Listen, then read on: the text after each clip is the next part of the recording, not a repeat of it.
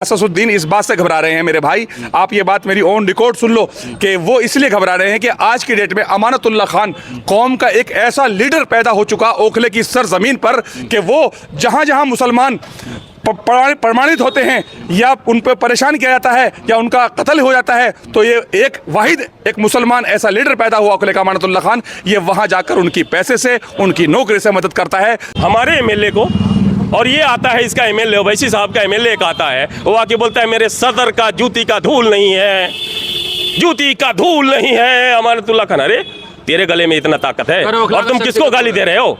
तुम किसको गाली दे रहे हो? तुम अमानत को गाली नहीं दे रहे हो। जो आवाम 1,33,000 वोट, दिल्ली में रिकॉर्ड है कि अमानतुल्लाह पूरे दिल्ली में दूसरे पोजीशन पे था, उस आवाम को गाली बक रहे हो तुम। ओखला विधानसभा में तो जी केजरीवाल चल रहा है यहाँ पर। केजरीवाल के जो काम है वो पसंद कर रहे हैं पब्लिक। और केजरीवाल ने जो है ना 10 साल पहले 12 साल पहले अपोलो अरेस कोर्ट कोई नहीं जानता था।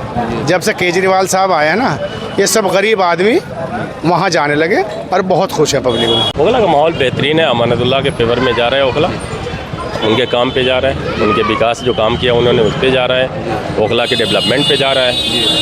ओखला बहुत अच्छे तरीके से आगे बढ़ रहा है, इसकी वजह से जा रहा है। तो ओखला की पूरी आवाम ने मूड बना लिया अमानतुल्लाह खान को फिर से लाने के लिए। तीसरी बार अमानतुल्लाह को मतलब हैट्रिक लगाने जा रहे हैं। आप कार्यकर्ता है सपोर्टर उनका माला लगाए हुए? मैं कार्यकर्ता समझ लो, सपोर्टर समझ लो या कुछ भी समझ लो, मैं पेशे से एक इंजीनियर हूँ। मैंने अपना छुट्टी लिया है, लगभग 10 दिन का मैंने छुट्टी लिया है, क्योंकि मैं जानता हूं कि आज हमारा लोकतंत्र खतरे में है।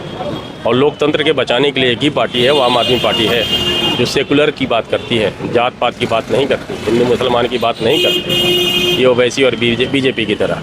सर आप जेल में जाकर देखिए कितने मुसलमान या कितने हमारे हिंदू भाई नाजायज़ मुकदमों में जेल के अंदर हैं। क्या ओवैसी साहब पहुँचे? अकबर देखिए क्या बोल रहे हैं, आप अपनी मीडिया पे दिखाइए। ये बोल रहे हैं कि मैं मोदी के साथ मिलकर भी कांग्रेस को ख़त्म कर दूंगा, मोदी के साथ मिलकर। इसका मतलब क्या ये, मैं आपको रियलिटी दिखा रहा हूँ, क्या ये मोदी के साथ ही हैं? ये तो क्लियर बोल रहे हैं ना। आप ये मेरी कवरेज देखिए, मैं इसको देखता हूँ, क्या वो हकीकत में मोदी के साथ हैं? हमें ये जानना होगा। सच यही है कि अरविंद केजरीवाल को ख़त्म करने के लिए, अमानतुल्लाह खान को दिल्ली से ख़त्म करने के लिए जो विधायक आज कौम का एक लीडर बन के सामने आया है, असदुद्दीन साहब अमानतुल्लाह सर, पता किस लिए घबरा रहे हैं? कि उनकी मकबूलियत कम होती जा रही है हमारे मुस्लिम समाज में। अब ओवैसी साहब को पता, लोग मदारी की तरह सुनने जाते हैं। हमारे दिल्ली वाले जब खाना खा के शाम को टहलने जाते हैं ना, तो इनकी सवा 9 बजे के बाद होती है। तो वो खाना हजम करने के लिए ना ये सोच के जाते हैं कि एक मदारी आया है, उसका खेल देखने चलते हैं, और वो घूमने फिरने अपना खाना हजम करने उस मदारी को सुनने जाते हैं, वो तालियां बटोरते हैं। लेकिन केजरीवाल से लोग नाराज है कि मुस्लिम इश्यूज पे खामोश हो जाते हैं। भाई साहब मेरी बात देखिए, क्या उनके साथ हिंदू समाज नहीं है?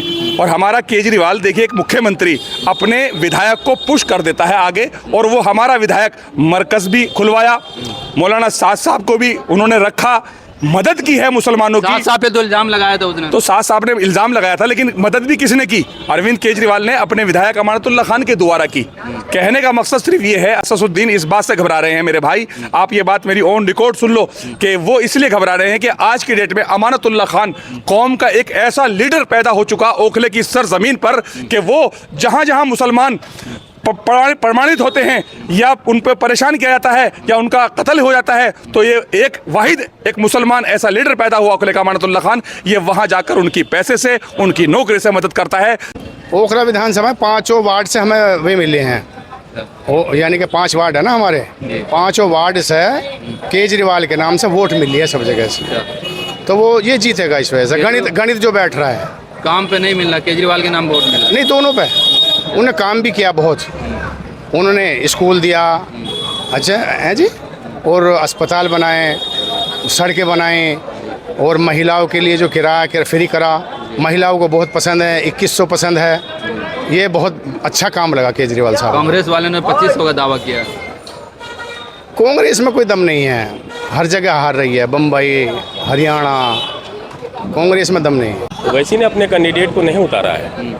ओवैसी ने एक ऐसी साजिश चली है, जो हमारा एक भाई है शिफा भाई, उसको मोहरा बनाकर, सिफा भाई को मोहरा बनाकर बैक डोर से, चोर दरवाजे से बीजेपी को मजबूत करने की साजिश है ये।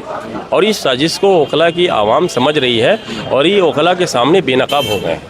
मैं इसको साजिश क्यों बोल रहा हूँ कि जो वैसी हमेशा कौम मिल्लत की बात करते हैं, वो बोलते हैं कि मैं मुसलमानों को क़यादी बनाना चाहता हूँ, मैं मुस्लिम में लीडरशिप पैदा करना चाहता हूँ।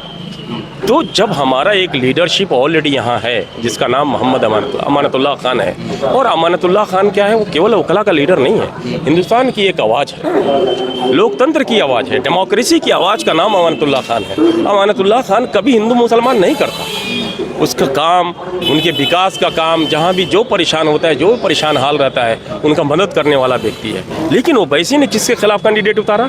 अमानत के खिलाफ। और वो किसको? शिफा भाई को, सिंपैथी वोट लेने के लिए। अब देखो मार्केट में इस तरह की बातें की जा रही हैं कि जो भी बीजेपी के कार्यकर्ता हैं जो जाकिर नगर, बटला हाउस, शाहीन बाग में रह रहे हैं, उनको ये बात बोला गया, कल मेरे से एक व्यक्ति बोल रहा था कि उनको ये एजुकेट किया जा रहा है कि तुम जाओ और MIM में मिल जाओ और MIM का प्रचार करो।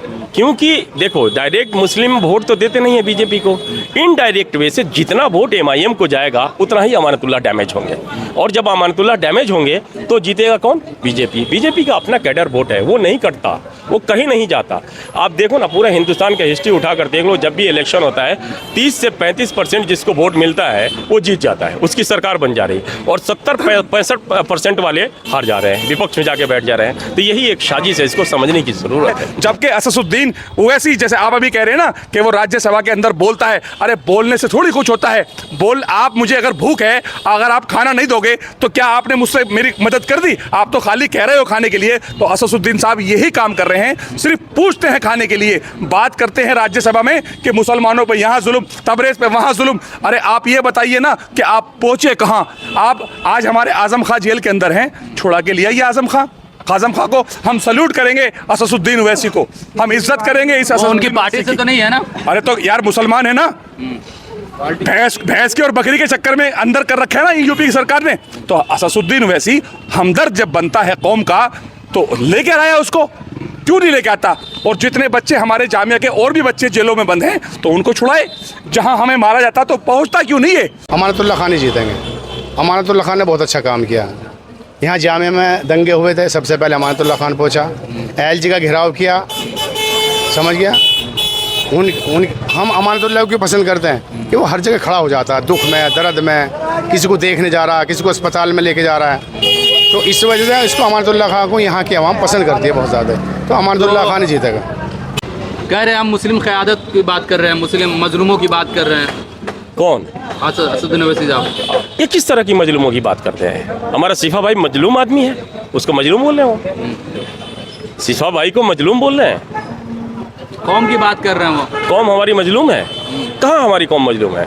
हमारी कौम आज के डेट में, अगर मैं तो हिंदू मुसलमान पे बात नहीं करता, मैं एक डेमोक्रेसी में भरोसा रखने, धर्मनिरपेक्ष आदमी हूँ, मैं धर्मनिरपेक्ष में भरोसा, सेकुलरिज्म में भरोसा रखता हूँ। लेकिन जो वो बोलते हैं कि मजलूम है, कौन मजलूम है? हिंदुस्तान का मुसलमान मजलूम नहीं है।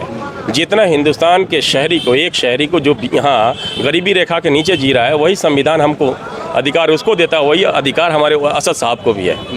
तो सेम अधिकार है, राइट ऑफ इक्वालिटी की बात करता है संविधान, समानता की बात करता है। तो ये समानता में ये मजलूम कहाँ से आ गया? कहाँ से जोड़ दिया ये मजलूम? कौन है मजलूम यहाँ? शिवा भाई को मजलूम बोल रहे हैं। ओखला की आवाम इसे बर्दाश्त नहीं करेगी। हमारा सिफा भाई मजलूम नहीं है, हमारी आवाज़ था, वो आवाज़ बना। लेकिन तो क्यों नहीं सपोर्ट कर रहे फिर उसे आप लोग? वही तो मैं बोल रहा हूँ कि सपोर्ट करने की बात कहाँ। हमारा लीडर जो है, हमारा क़यादी अमानतुल्लाह खान ने बोला क्या कि सिफा भाई के लिए अच्छा से अच्छा वकील करो, मदद करो, उसका मदद करने की बात करते हैं अमानतुल्लाह खान, और तुम आके मजलूम बोल रहे हो। और सिफा भाई कोई मजलूम नहीं है यार, और ओखला को मजलूम बोलने की ज़रूरत नहीं है। ओखला में बहुत शिक्षित लोग रहते हैं, पढ़े लिखे लोग रहते हैं, और दिल्ली में सबसे ज़्यादा शिक्षित लोग अगर कहीं रहते हैं तो वो है ओखला। जामिया को लोग बोलते हैं कि बहुत शिक्षित लोग रहते हैं। उन्होंने एक नारा भी दिया है, बीमार ओखला को शिफा चाहिए। बीमार ओखला है कैसे? आप ओखला को बीमार कैसे बोल रहे हो? क्या ओखला के आवाम को आप बीमार बोल रहे हो? ओखला किससे है? यहाँ के जनता से है ना, यहाँ के आवाम से है। तो आप ये बोल रहे हो कि ओखला की आवाम बीमार है? ये किस तरह के शब्द का प्रयोग कर रहे हैं ये लोग? ये बीजेपी से हैं क्या? बीजेपी यही काम करती है, गाली गलौज करने लगती है। ओखला बीमार नहीं है। और ओखला बीमार कब थी? आज से 10 साल पहले ओखला बीमार थी। यहाँ लाइट का सिस्टम ख़राब था, सीवर सिस्टम ख़राब था। जैसे बारिश की एक बूंद गिरी, यहाँ लाइट गई। यहीं आप जायका के सामने आप देख लो, इतना गड्ढे में पानी लगा करता था। यहाँ अमानतुल्लाह खान जब से सत्ता में आए, उन्होंने लगभग 400 450 अप्रॉक्सीमेट 500 ट्रांसफार्मर लगाया उन्होंने। यहाँ के स्कूल के सिस्टम देखो, जिस सरकारी स्कूल में लोग अपने बच्चे को भेजने से कतराते थे, आज हमारा मिडिल क्लास और अपर क्लास वो भी चाहता है कि मेरे बच्चों का एजुकेशन सरकारी स्कूल में हो, उनका एडमिशन वहाँ हो जाए। आप देखो मोहल्ला क्लिनिक पे बात कर लो ना, आप देखो ओखला की बात कर रहे हो। पूरी दिल्ली में, दिल्ली की एक ऐसी सरकार है जो देश के आज़ादी के बाद, मैं बोलता हूँ 1947 के बाद, हमारा देश 2 पॉलिटिकल हाथों में था, कहीं बीजेपी तो कहीं कांग्रेस। इस तरह की बात नहीं तो क्षेत्रीय पार्टी हुआ करती थी, लेकिन वो क्या, एक करप्शन में डूबा हुआ था। लोग बोलते थे करप्टेड है देश में, वो करप्टेड पार्टी है, Congress corrupted, BJP corrupted party है, आरजेडी करप्टेड पार्टी है, जदयू करप्टेड पार्टी है। लेकिन जैसे केजरीवाल का उदय होता है, भारतीय राजनीति में आज़ादी के बाद एक क्रांति का नाम केजरीवाल है। जिस केजरीवाल ने middle class, below middle class को मेन स्ट्रीम में लाने की कोशिश की, सबको बराबर का अधिकार देता है, शिक्षा पे ज्यादा फोकस करता है केजरीवाल। बड़े बड़े नेताओं पे आरोप भी लगे हैं। फिर आरोप लगना, देखिए आरोप लगने की बात करोगे तो आरोप तो और किसी पे लगा था जो हमारे गृह मंत्री बने हैं, उनको तो अभी तड़ीपार बोला गया ना। तड़ीपार के आरोप किसी पे नहीं लगा ना। आरोप लगना अलग बात है और सिद्ध होना वो अलग बात है। आरोप तो हम आप पे लगा दें। बीजेपी क्या कर रही है? अमानतुल्लाह खान को ईडी सीबीआई बार बार उठा के लेके जाती है, सीबीआई छोड़ती है तो ईडी लेके जाती है उसी आरोप में। उसके बाद से बोलते हैं कि ऑफ बोर्ड में करप्शन हुआ। हमारे विपक्षी पार्टी बोल रहे हैं कि अमानतुल्लाह ने ऑफ बोर्ड में करप्शन किया। मैं बोलता हूँ कि किस तरह का करप्शन किया? तुम तो करप्शन के चार्ज करते अपने लोगों की उसमें नहीं, ये देखो अमानत भाई ने इस चीज़ को ऑन एयर ऑन मीडिया आके इसको जस्टिफाई किया कि जो भी प्रोसेस होता है, हायरिंग प्रोसेस, एक प्रॉपर प्रोसेस के थ्रू, एक कमेटी के थ्रू हायरिंग हुई किसी की। और जिस करप्शन की तुम बात कर रहे हो विपक्षी, ये ओवैसी साहब बोल रहे हैं, चाहे कांग्रेस वाले बोल रहे हैं, मैं उनसे बोलना चाहता हूं कि अमानतुल्लाह ने आप बोर्ड के जरिए जो दिल्ली में दंगा हुआ, जो दिल्ली को दंगे के आग में झोंक दिया गया, उनने हिंदू मुसलमान नहीं देखा। चाहे हिंदू का दुकान जला या मुसलमान का दुकान जला, आप बोर्ड के पैसे से उनकी मदद फरमाया, मदद किया, उनको फिर खड़ा किया। ये करप्शन है, इसको करप्शन बोलते हो आप। पब्लिक फंडिंग करके जिसका घर उजड़ गया, जिसका आशियाना उजड़ गया, उसके आशियाने को बनाने का काम, जिसका बिजनेस खत्म हो गया, उसके बिजनेस को खड़ा करने के काम को तुम करप्शन बोलते हो। ये अगर करप्शन है तो फिर इंसानियत कहाँ है? ये तो इंसानियत है, एक अच्छे इंसान की पहचान है, एक अच्छे लीडर की पहचान है। ये सारे चार्जेज है ना जो ये लगा रहे हैं ना, ये केवल कौम को गुमराह करने की एक साजिश है। ये एक तरीका, एक साजिशन ओखला को बेवा करने की साजिश है ये। आज देखो ये क्या कर रहे हो वैसी साहब, शिफा बाई को लेके आए और शिफा बाई को खड़ा करके अमानतुल्लाह खान को डैमेज कर रहे हैं। डैमेज करके किसको फायदा पहुंचा रहे हैं? चोर दरवाजे से फायदा किसको हो रहा है? बीजेपी को। मैं बोल रहा हूं कि बीजेपी का कैडर वोट है, वो नहीं कटता। बीजेपी का कैडर वोट कभी नहीं कटता। उसको कोई डेवलपमेंट से मतलब नहीं है, कोई विकास से मतलब नहीं है, उसको बीजेपी दिखता है। लेकिन आप किसको मदद कर रहे हो? उसी को मदद कर रहे हो ना। तो ये अमानत को हराने की साजिश नहीं है, ये ओखला को बेवा करने की साजिश है। ओखला को बेरावा दावा का बना देना, ओखला के डेवलपमेंट को रोक देना। ओखला एक डेवलप्ड एरिया की तरह अग्रसर है, उसको रोकने की साजिश है। और ये साजिश कौन कर रहा है? हैदराबाद से एक आदमी आया है जो यहाँ का रहने वाला नहीं है। और जो शिफा बाई पे चार्जेज हैं, यूएपीए लगा है ना उन पे। यूएपीए में क्या किसी को बेल मिल रहा है आज के डेट में? क्यों नहीं जाके लड़ रहे हैं? आप वकील हो ना, क्यों नहीं गए सुप्रीम कोर्ट? क्यों नहीं जाके हाई कोर्ट में आपने बात किया? आपने कब उठाया सवाल? 4.5 साल से आप कहाँ थे? एमसीडी का इलेक्शन। वही कह रहे हैं, जब अमानतुल्लाह जब काम किए तो फिर घबरा क्यों रहे हैं? घबराने की बात क्या है? घबराहट, अगर आप घबराहट बोल रहे हो, इसका नाम घबराहट इसलिए है कि हम नहीं चाहते कि जो ये ताकतें हैं जो हमारे डेमोक्रेटिक फैब्रिक के लिए खतरा है, वो हम पे हावी हो जाए, ओखला पे हावी हो जाए। ओखला 80% अनऑथराइज्ड एरिया है। आप देखो ना, यहाँ सील करके चले गए, अनऑथराइज्ड एरिया है। ये कब आ जाएंगे, कब बोलेंगे कि ये दुकान, ये रेस्टोरेंट नहीं चलेगा, तुम्हारा लाइसेंस कहाँ है, तुम यहाँ रेडी नहीं लगाओगे, ये अलाउ नहीं है, तुम्हारा ये हॉस्पिटल यहाँ नहीं चलेगा, तुम्हारा ये रेस्टोरेंट नहीं चलेगा, तुम्हारे होटल नहीं चलेंगे, गोश्त के दुकान नहीं चलेंगे, तुम लाइसेंस लेके आओ। और इलीगल अनऑथराइज्ड एरिया में कोई भी सरकार लाइसेंस सेंस नहीं देती है। इस चीज़ को समझना पड़ेगा। ये हर चीज़ पे पाबंदी लगाने की साजिश है भाई। घबराया कोई नहीं है, घबराए ये है। बताएं कैसे घबराए हैं ये इसलिए घबराए हैं कि मैं जो कौम मिल्लत की बात कर रहा था, अमानतुल्लाह पूरे हिंदुस्तान की आवाज़ है, इस आवाज़ को दबा दो। जो साजिश बीजेपी कर रही है वही साजिश ओवैसी साहब कर रहे हैं कि अमानतुल्लाह को नेता नहीं बनने देना है, एक लीडर नहीं खड़ा होने देना है। अमानतुल्लाह जानते हैं जब तबरेज के साथ मॉब लिंचिंग होता है वहाँ चला जाता है, झारखंड चला जाता है, मेवात चला जाता है अमानतुल्लाह खान, हरियाणा चला जाता है अमानतुल्लाह खान, जहाँ जहाँ मुसलमानों को मारा गया उनको जाकर मदद करके आता है। हमारे रुपेश भाई को मारा गया यहाँ, गुजर है तो सांसद में बोलते हैं। गुजर बोलने से नहीं होता, मदद क्या किया आप? एक केस है, एक चार्ज है ओवैसी पे, अमानतुल्लाह पे 43 केस है। अमानतुल्लाह एक ऐसा शख्सियत है जिसने ओखला के विकास के लिए अपने बच्चों के पढ़ाई को दाव पे लगा दिया, उसकी ज़िंदगी ख़त्म। बेटी का पढ़ाई छुड़वा दिया, उसकी ज़िंदगी ख़त्म। अमानतुल्लाह अपनी ज़िंदगी दाव पे लगा दिया ओखला के लिए, वो खत्म। जिसको 1,33,000 वोट मिला था पिछली बार, उस एमएलए को यूपी गवर्नमेंट 250 का डकैत घोषित कर दिया। ये शर्म की बात नहीं है हमारे लिए। ओवैसी ने आवाज़ उठाया अमानतुल्लाह के लिए, उठाना चाहिए ना जब कौम मिल्लत की बात करते हो। जब अमानतुल्लाह जेल में थे उस वक्त इलेक्शन नहीं था, उस वक्त अमानतुल्लाह की सिंपैथी में तुम आके आवाज़ उठा देते। और देखो मजे की बात, यही कंचनकुंज में डिमोलिशन हो रहा था। डिमोलिशन में अमानतुल्लाह को उनके साथ बहुत सारे साथियों का अरेस्ट किया गया, वो केस खत्म हो गया। खत्म होने के बाद अमानतुल्लाह को बीसी बना दिया गया, बैड कैरेक्टर बना दिया गया हमारे एमएलए को। और ये आता है इसका एमएलए, ओवैसी साहब का एमएलए एक आता है, वो आके बोलता है मेरे सदर का जूती का धूल नहीं है, जूती का धूल नहीं है। अमानतुल्लाह खान, अरे तेरे गले में इतना ताकत है और तुम किसको गाली दे रहे हो? तुम किसको गाली दे रहे हो? तुम अमानत को गाली नहीं दे रहे हो। जो आवाम 1,33,000 वोट, दिल्ली में रिकॉर्ड है कि अमानतुल्लाह पूरे दिल्ली में दूसरे पोजीशन पे था, उस आवाम को गाली बक रहे हो तुम।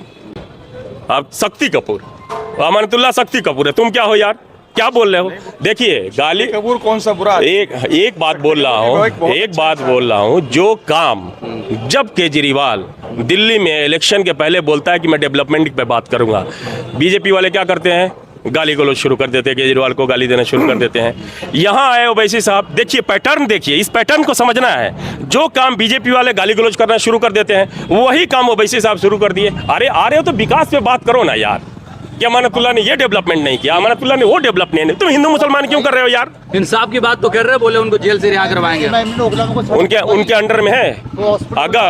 अगर आप इतने ताकतवर इंसान हो कि भारत की जुडिशरी को चैलेंज कर रहे हो कि मैं जोर से छुड़वाऊंगा, देखिए जब इंसान कन्विक्टेड हो जाता है, यूएपीए उन पे लगा है, एक दायरा है, एक लिमिट है, उस लिमिट के बाद केस लड़ेगा, जब सिद्ध हुआ तो जेल में जाएंगे, नहीं तो फिर उनको रिहा हो जाना है।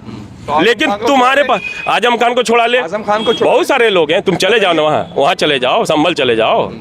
जियाउर रहमान बर्ग पे केस लग रहा है, आवाज उठाया क्या इसने? नहीं उठाया ना। जाके देखिए।